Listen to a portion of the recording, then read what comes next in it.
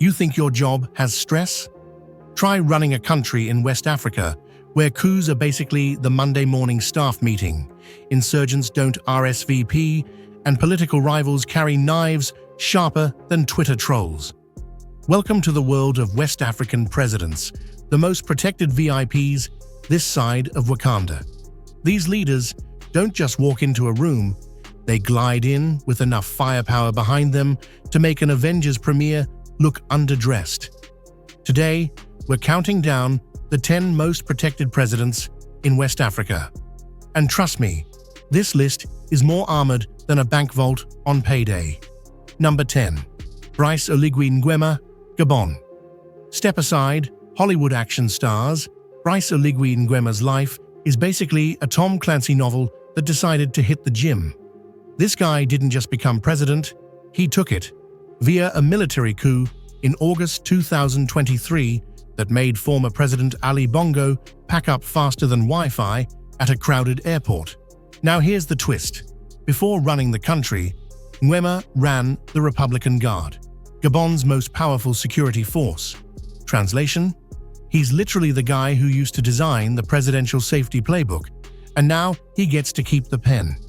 His personal security is stacked with elite units from that same Republican Guard, fortified residences that probably make Fort Knox look like a studio apartment, and appearances so tightly controlled that if you blink, you've missed him. In short, he's not just protected, he is the protection. But if you thought Nguema rolls heavy, wait until you meet a man who travels like he's starring in Fast and Furious. Conakry Drift. Number 9. Mamadi Doumbouya, Guinea. Doumbouya doesn't walk into a room. He escorts the room into submission. A former commander of Guinea's special forces, he slid into presidential power in September 2021, and he's been moving like an armored juggernaut ever since. His motorcades, think less traffic jam and more instant apocalypse if you cut him off. Armored convoys, heavily armed guards, and elite soldiers with trigger discipline sharper than their dress uniforms. Political tensions? Check opposition threats? Double check international scrutiny? Oh, you bet. That's why Doumbouya's security detail doesn't just protect him. They orbit him like fighter jets around Air Force One. And here's the kicker. Doumbouya's protection is so overbuilt, it feels like the man read every dictator survival guide ever printed and decided, cool, I'll take the deluxe edition with the rocket launchers, but if you think that's intense, hold tight. Because next up is a president who treats security detail the way Marvel treats post-credit scenes: mandatory, explosive, and impossible to miss. Number 8. Abdourahamane Tchiani, Niger. If you think your boss is strict, meet Abdourahamane Tchiani, the man who overthrew President Mohamed Bazoum in 2023 and now runs Niger like it's his personal fortress. And guess what? His official title is head of the National Council for the Safeguard of the Homeland. That sounds less like a political body and more like the name of an Avengers spin-off. Tchiani didn't just grab power, he secured it. Literally, he has elite forces glued to his side, surveillance systems that probably know what you had for breakfast, and armored defenses that scream, don't even think about it. With jihadist insurgencies lurking and foreign powers eyeballing Niger like it's a chessboard, his protection game is set to paranoid genius.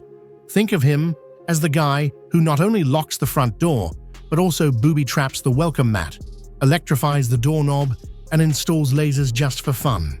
But lasers and elite squads aren't just for Niger. Our next leader proves that when your dad was basically Africa's Iron Man, you don't just inherit the presidency, you inherit an army that treats you like royalty wrapped in Kevlar. Number 7. Mahamat Idriss Déby. Meet Mahamat Idriss Déby, the son of the late Idriss Déby. Yes, that Déby, the longtime president who ruled Chad with a steel grip until 2021. Mahamat didn't just step into his father's shoes, he stepped into a full-on military throne. He's the chairman of Chad's Transitional Military Council, and his security is so thick it's basically a mobile fortress. his go-to squad? The General Directorate of Security Services for State Institutions. Fancy name, but in plain English, it's the elite "don't mess with the president" crew. They're loyal, heavily armed, and trained to make sure nothing, and I mean nothing, gets within striking distance of Déby. This guy's life is one long convoy, where the only thing heavier than the armor is the family legacy. If you thought succession dramas were messy on HBO, try watching a real one in Chad, where security detail is less about personal safety and more about national survival. And speaking of survival, our next leader shows that if you rise to power out of nowhere, you'd better surround yourself with protection so airtight it makes NASA's spacesuits look casual. And speaking of survival, our next leader shows that if you rise to power out of nowhere, you'd better surround yourself with protection so airtight it makes NASA's spacesuits look casual. Number 6. Bassirou Diomaye Faye, Senegal. Talk about a plot twist. Bassirou Diomaye Faye went from tax collector to Senegal's youngest president in 2024. Imagine your neighborhood accountant suddenly becoming head of state. Except instead of crunching numbers, he's now crunching security protocols. Faye's security detail is no joke. The Presidential Guard and Senegalese Special Forces keep him wrapped tighter than a burrito at 3 a.m. after a night out. Armored transport, coordinated intelligence, and security protocols so strict they make your phone's Face ID look like child's play. And because he came in with a reformist vibe, shaking up the system faster than a bartender at happy hour, you can bet his enemies are watching. Which is exactly why his security looks like something straight out of Mission Impossible, coded, layered, and never predictable. But if you think young reformer equals chill security, think again. Because our next president had someone literally try to stab him. And spoiler alert, he's been rolling like an action movie protagonist ever since. Number 5. Assimi Goïta, Mali. Colonel Assimi Goïta doesn't play games. This is the man who rose to power in Mali through not one, but 2 coups. Yeah, that's right, double coups, because apparently one wasn't spicy enough. But here's where it gets wild. In 2021, a man actually attempted to assassinate Goïta with a knife during a public prayer. The attack failed, but it cranked his security from serious to absolutely insane. Now his protection is wall-to-wall special forces, hand-picked officers from his tight inner circle, and surveillance so intense it probably tracks your heartbeat if you even think about approaching him. Goïta's life is a constant reminder that in Mali, politics isn't chess, it's a full-contact sport. And his security? Let's just say you'd have an easier time sneaking past FIFA referees than sneaking within 10 feet of this man. But Goïta's knife-dodging days are nothing compared to what's coming.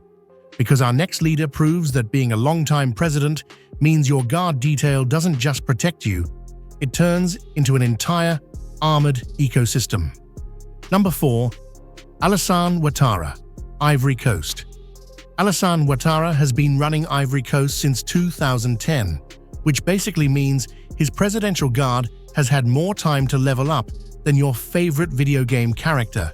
And trust me, this security setup isn't light armor, it's boss battle tier. The backbone of his protection, the Ivorian Republican Guard. Think of them as the presidential version of Navy SEALs, but with better uniforms and absolutely zero tolerance for nonsense. Stationed in both Abidjan and Yamoussoukro, they're armed to the teeth, highly trained, and fun fact, they're the only ones allowed to carry weapons inside the national palaces. Translation: if you sneeze in the wrong hallway, you'll probably meet 12 rifles before you meet a doctor. After more than a decade in power, Ouattara's security isn't just about safety, it's about stability. He's turned protection into a science, where every move is calculated, every convoy is armored, and every entrance feels like the start of a high-budget Netflix thriller. But if you think Ouattara's fortress life is impressive, get ready, because our next leader proves that when Ghana rolls out presidential security, it's not just protection, It's a full-blown military parade. Number 3. John Mahama, Ghana. Back in the driver's seat since January 2025, John Mahama isn't just Ghana's 14th president. He's also the proud owner of a guard regiment so elite, it could double as an Olympic team for synchronized intimidation. Mahama's protection is entrusted to the Presidential Guard Regiment of the Ghana Army. These aren't just bodyguards, they're an institution. Decked out, disciplined, and trained to a razor's edge, they make sure the president's public appearances look less like political events and more like royal ceremonies with armored vehicles as the opening act. Whether it's official state visits, private engagements, or even just stepping outside for air, Mahama is blanketed by layers of security that ensure every angle is covered. It's polished, it's professional, and it's powerful. Ghana takes pride in stability, and that pride is written all over Mahama's guard detail. But if Ghana brings style and ceremony, Nigeria brings sheer numbers. Our next leader is surrounded by so much protection, you'd think he was headlining a concert where the opening act is the entire military. Number 2. Bola Ahmed Tinubu, Nigeria. Now, if presidential protection were a sport, Nigeria would be in the heavyweight division. Bola Ahmed Tinubu doesn't just move with security, he is security theater. Everywhere he goes, it's like Lagos shuts down for a blockbuster premiere. Tinubu's security is handled by a meticulously structured machine. The Presidential Guard Brigade, Department of State Services operatives, and elite units from the Nigerian Special Forces. These guys don't walk beside him, they practically form a moving fortress around him. Add to that armored convoys, snipers in Overwatch, and intel networks that could rival a spy agency, and you've got a presidential bubble so thick it could survive a zombie apocalypse. In Nigeria, where politics can be as explosive as the country's music scene, Tinubu's protection is built on one principle: over-prepare or don't show up at all. But if Tinubu's security looks like a blockbuster, our number one president takes it straight into post-apocalyptic survival mode. Because when assassinations and coup attempts are practically on your weekly planner, you don't just need protection, you need a personal army. Number 1. Ibrahim Traoré, Burkina Faso. And here he is, the fortress in boots, Captain Ibrahim Traoré. This man doesn't do suits and ties. No, he rolls into public events in full military gear, looking like he just stepped off a battlefield. And honestly, he kind of did. Traoré has survived multiple assassination attempts and coup plots, which means his personal protection is dialed up to maximum paranoia mode. His inner circle is made up of Burkina Faso Special Forces, the elite Presidential Guard, and loyal elements from the armed forces who've basically sworn to keep him breathing no matter what.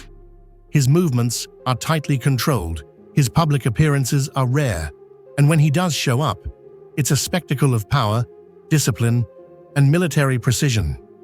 In a country plagued by jihadist insurgencies and constant unrest, Traoré's security is more than personal safety. It's a symbol. Every soldier at his side is a walking reminder that in Burkina Faso, leadership isn't just about politics, it's about survival. And there you have it, 10 leaders, 10 fortresses, and enough armored convoys to start their own car company. But what does it all mean?